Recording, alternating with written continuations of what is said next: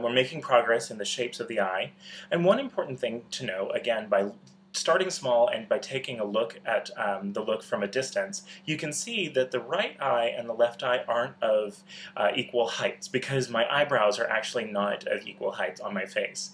So what I've done now is had an opportunity to take a step back, and now I can adjust the right eye so that its shape more closely mirrors that of the left.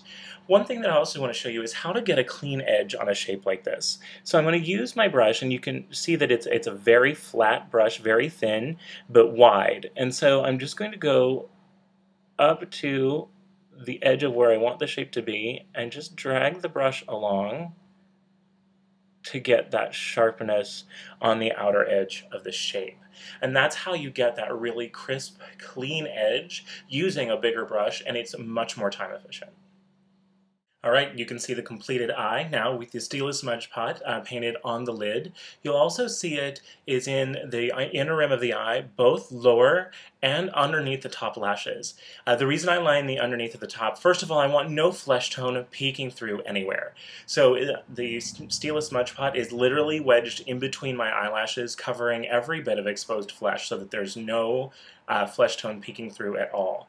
Secondly, if you line the inner rim of the upper eye as well as the lower, your lower liner will stay better, because what happens is that upper line, that upper inner rim, as it meets with the lower, will steal product from the underside of the eye. And so whenever you're lining the inner rim of the eye, I suggest lining the top as well, because that's twice as much product on the inner rim that's going to stay.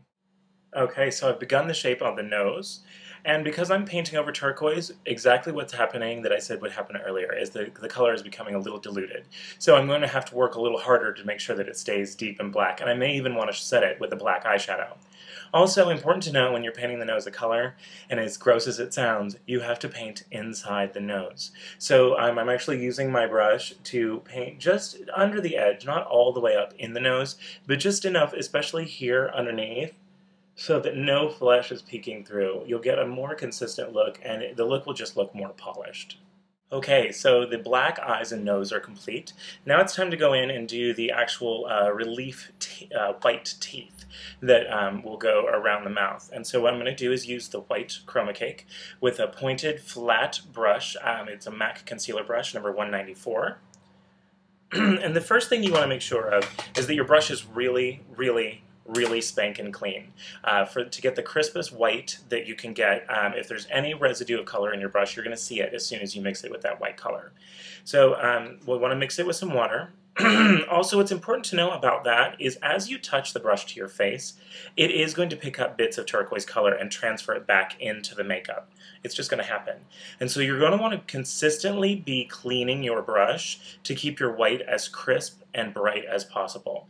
You also want to avoid going over it too much, because again, the white will pick up the color of the turquoise from underneath the more you play around with it. So you really want to be sure and sort of have some fleet of hand, as it were, when you're painting the teeth on. And so I'm going to start in the middle.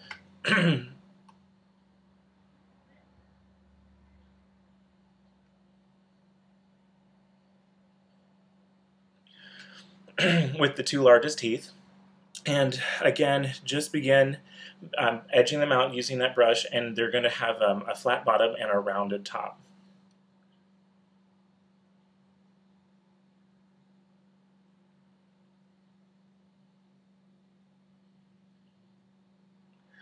So there's the first. The ones that adjoin next to it, I will actually paint in, but I won't paint them in so that they touch, so that there's a little bit of turquoise between each tooth that helps give them definition. If I had a lot of time, I would actually probably even go back in with a really well-defined pointed shadow brush and even use that turquoise shadow to define the tooth even more. Alright, so I'm done with the teeth, and as I've looked at them, I realized that I really do want to go back in with that shadow and define them a little bit further. It's not in my time plan, and I'm a firm believer that if you have the choice between looking sort of okay and being perfectly on time, or looking fantastic and being a little bit late, I'll generally choose the latter, unless I don't have that choice at all. So I'm going to take a few moments with the deeper turquoise shadow and my flat Laura Mercier liner brush, and I'm just going to go in between the teeth at the sort of at the top, at the root area, and define them a little bit more to give them a little bit more pop. Then we'll go into the liquid liner designs. I'm about halfway through adding the definition to the teeth.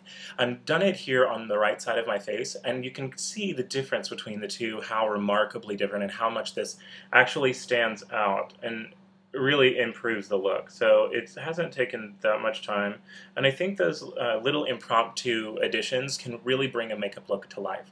So again, be flexible, and if it's outside of your plan, sometimes it's best to just go right ahead and try it. So I'm going to begin the liner decorations, and I actually have two liquid liners that I like to use. Sounds high maintenance, but I do have two different formulas that I really like. The first is by Bourjois, which is, I'm not sure if it's even available in the United States anymore, but it is their black liquid liner. And what I like about it is it has a little bit of a thicker, longer brush, so that I can cover large areas quickly and do designs rather quickly, especially with really bold statements like what I'm going to be doing today.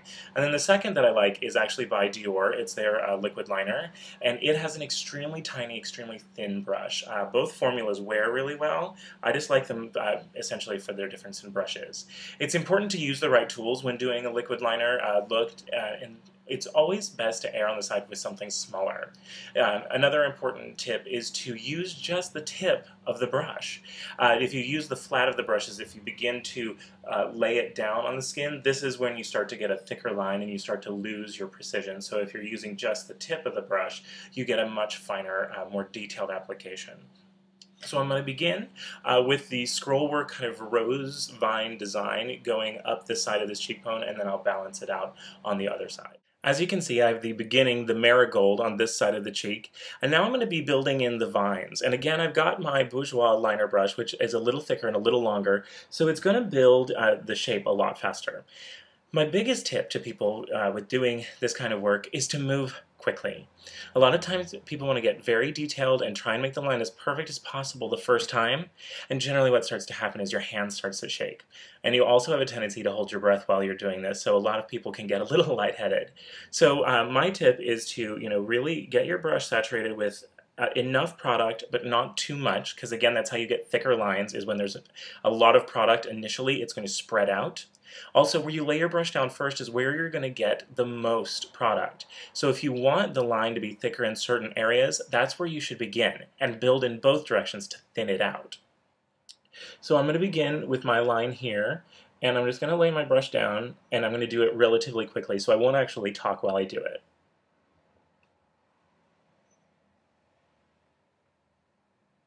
And so there you can see the line isn't exactly perfect. I can go back and perfect it, but the general sweep and flow of the line is what I'm really concerned with.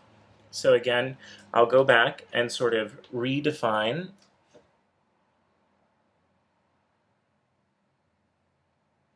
certain areas of it, and then build on the design. And the moment your brush starts to run out of pigment and run out of product is when you should just stop and redip.